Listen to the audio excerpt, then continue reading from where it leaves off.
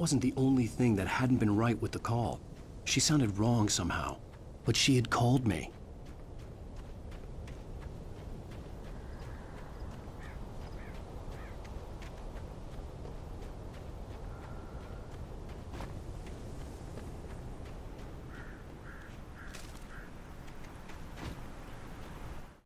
The pipe wrenched itself loose from the bridge's steel framework.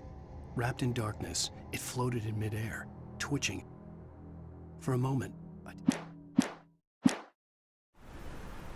I could see a railway bridge up ahead, and a warehouse of some sort on the opposite shore. I hoped I could find a car from there.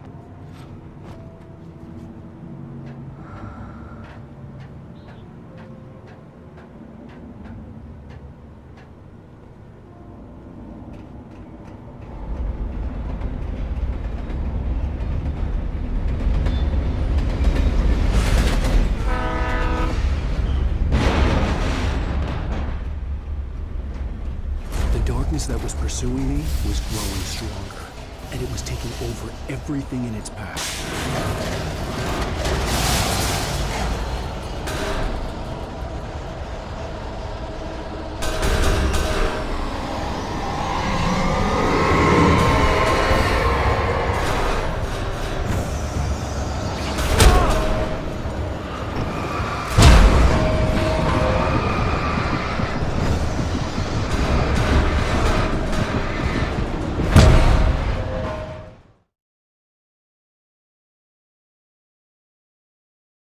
The opposite shore. I hoped I could find a car from there.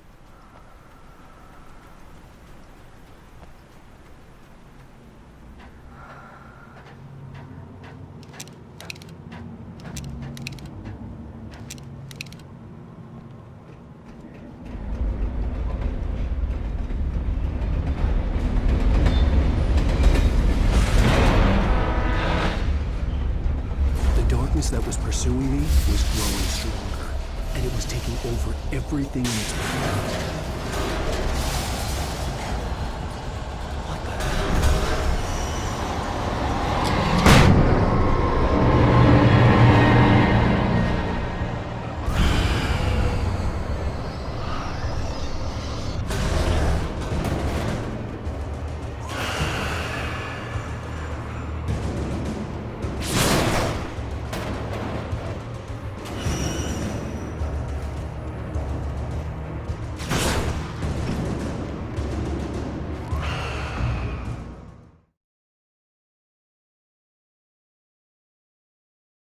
The opposite shore. I hoped I could find a car from there.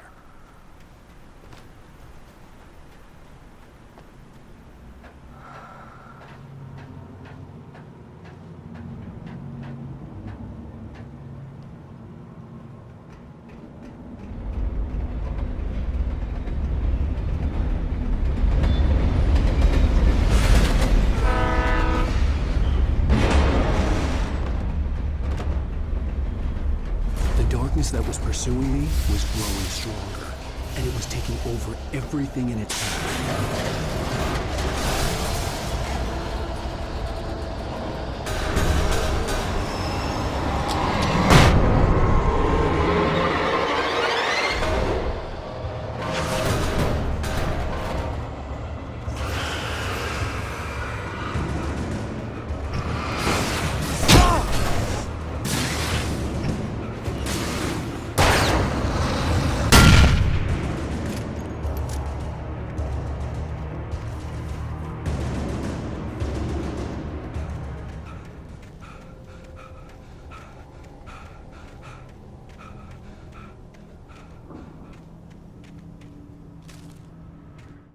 I slammed the door shut right in his smug face.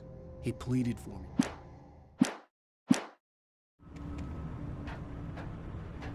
As a teenager, just starting to get interested in writing, Stephen King had been a source of inspiration to me. I thought about all the inanimate objects that had come to life in his books. No one is safe in a good horror story. Certainly not the protagonist. That's what makes them fun. This was anything but. The darkness could possess anything, and it was getting closer.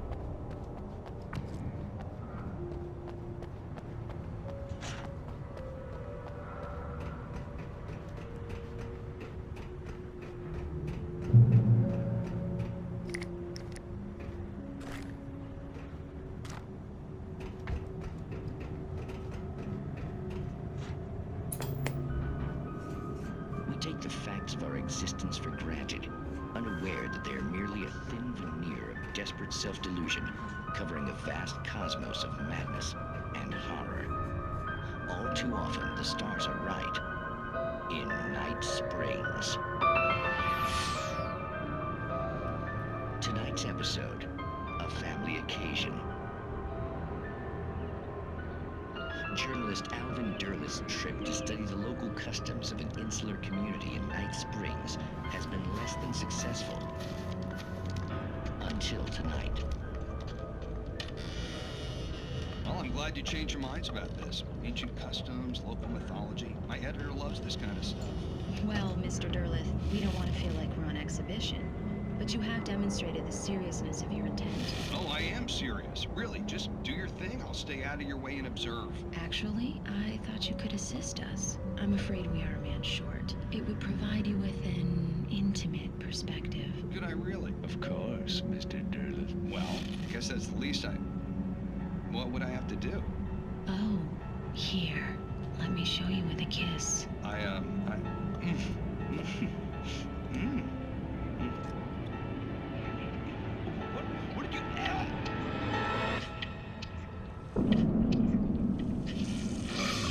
Oh, Mr. Durler, you have well pleased Nixie Perka, the dweller in flesh. Your body shall host 1,000 young, and all shall be glory.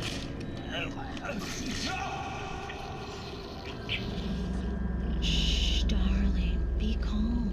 Shh. Alvin Derleth learned a harsh lesson. If you go looking for mythology, it may come looking for you. And such quests always bear fruit. In Night Springs.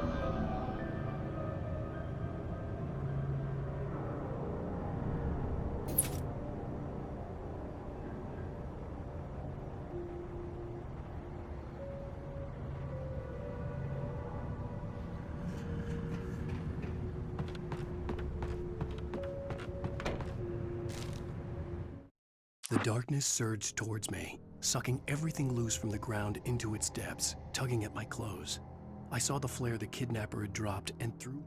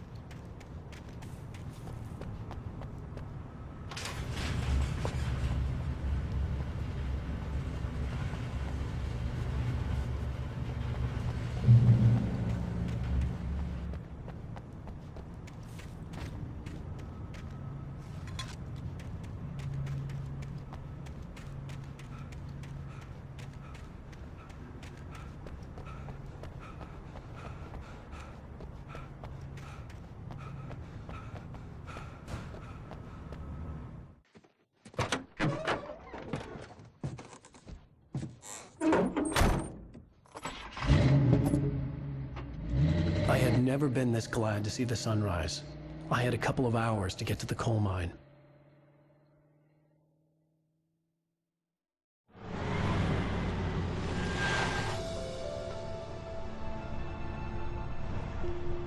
The coal mine wasn't far now.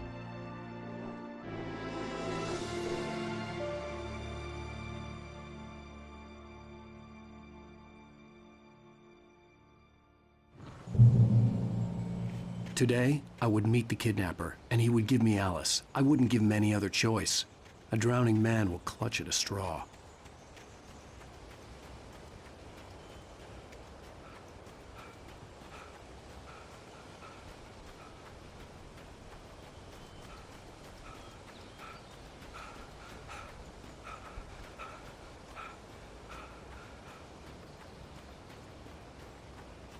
Even during daytime, I was being stalked. The bridge must have collapsed only moments after I'd crossed it.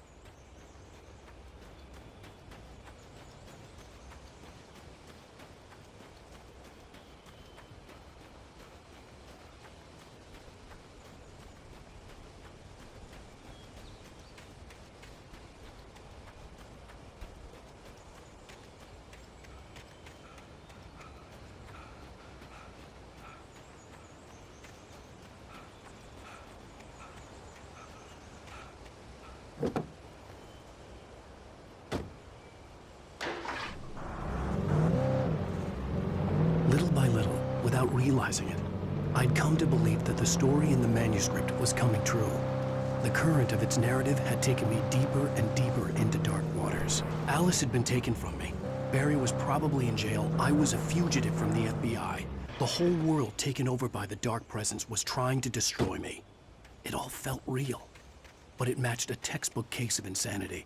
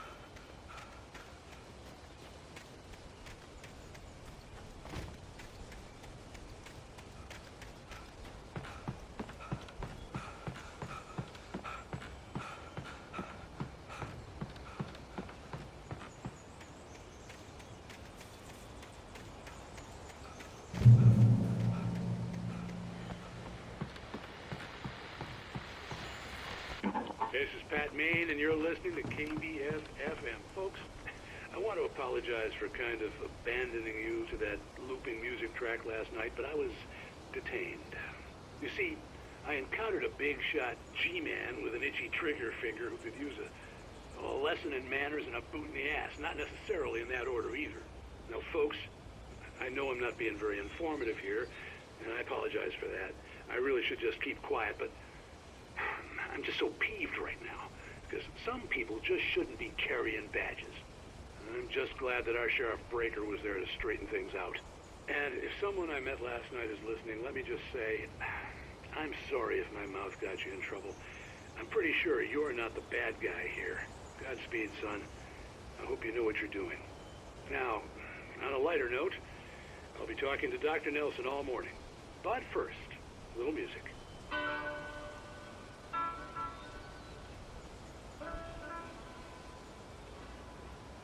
Nobody cares about me. Ain't even got a friend.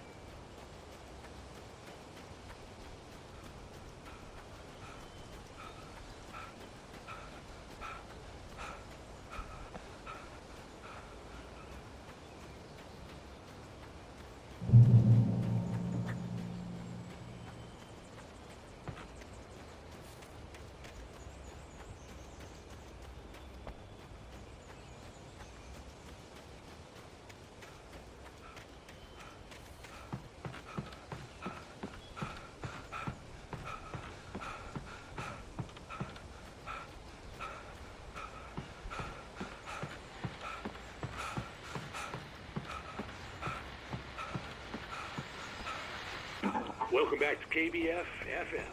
Hope you enjoyed that tune. Now, Doc, you were talking about life and finding that special someone, that soulmate. Well, you were talking about that. I was saying I don't buy it.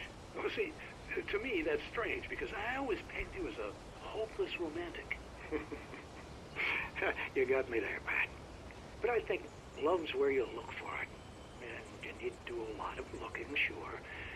But the idea that there's that one special person out there for you, and if you miss that chance, it's gone forever, and you're forever incomplete. I mean, isn't that depressing? Or, heck, childish even? There's plenty of fish in the sea.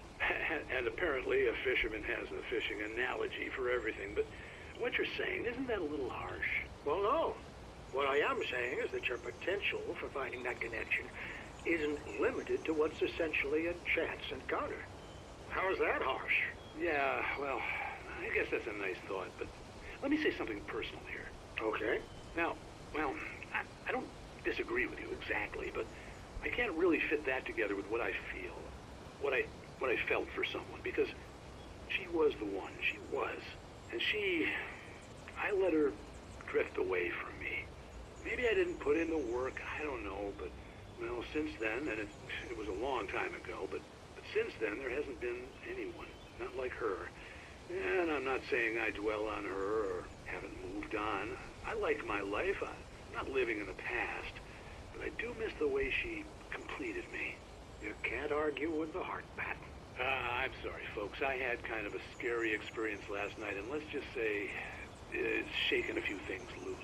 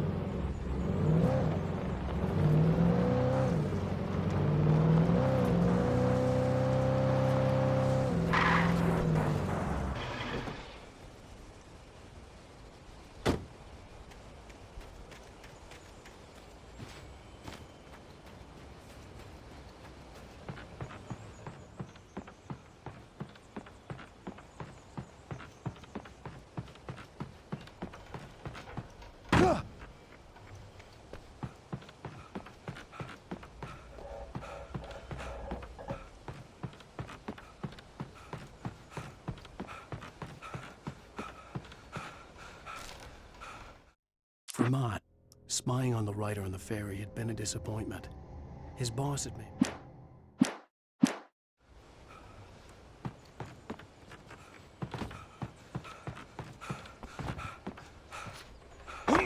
I was early. I was supposed to meet the kidnapper at noon in the main building. The coal mine was quiet. It was a museum now.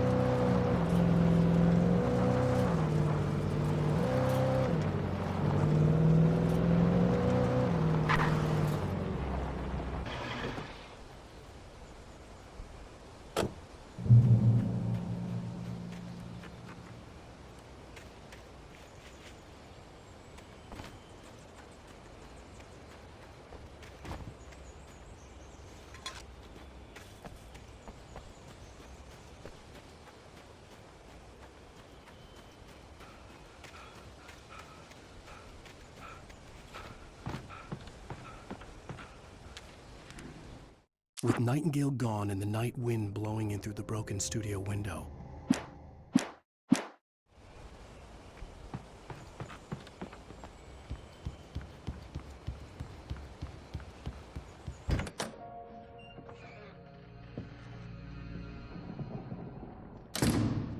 I didn't want to go outside. Cops had to be looking for me. The noon sun turned the place into a sauna. The day dragged on. Different scenarios ran through my mind. Ways of how I'd torture the kidnapper to get Alice back. Or the different horrible things he could have done to her. I imagined her dead. I had no way of knowing she was still alive. It was killing me. I was running on blind hope. It was all a waste of time. The bastard never showed up.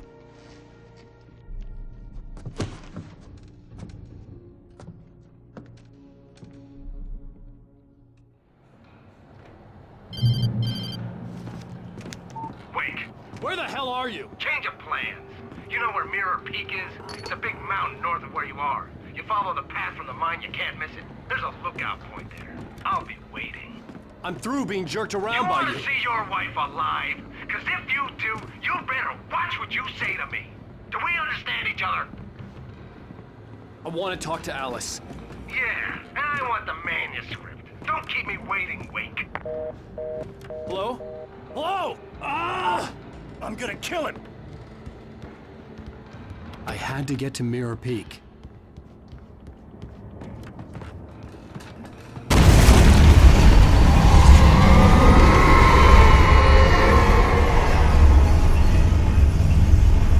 It was close. Maybe closer than ever before.